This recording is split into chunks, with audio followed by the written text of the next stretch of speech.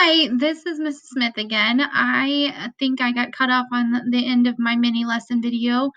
This will just be real quick, but I did want to explain what I was trying to say because you can see my mouse moving around and I'm completely silent. So, what I was basically just going over was slides 12 and 13. Slide 12 is transitional phrases. Use those not only to start new paragraphs, use those really as helpful ways to start your sentences. So that morning, as we were going here, in an instant, in just minutes, in just hours, so on and so forth, use those to help you build some really strong sentences.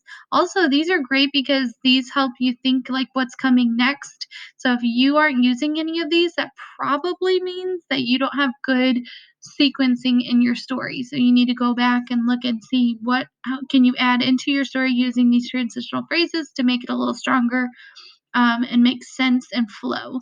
So the other slide is just dialogue. It's a great slide. Shows you how to punctuate dialogue. You can punctuate dialogue in a few different ways here, and it gives you examples. I'm not going to read through all of them because you can read the slide.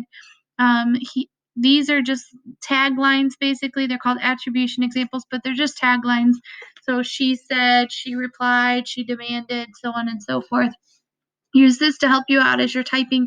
If you forgot, like, where do I put the quotation marks? Do I put the comma before them?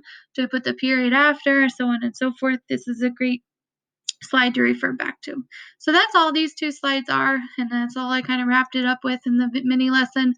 So if you need to use those, which I recommend, especially using them for rough drafts today, to help you make your story make sense. As we go into next week, though, we will revise and edit. So these are just rough drafts. Mine is just a rough draft. It's not perfect by any means. It's long, but it's not perfect. So make sure that you know that all next week we're going to be working on revising and editing and making them the perfect narratives, creative narrative stories. So that's what you have to look forward to next week from me is more lessons that go over the same story using the same prompt, but I'm really going to dive deep into helping you make your stories better using revisions, edits, and publishing techniques.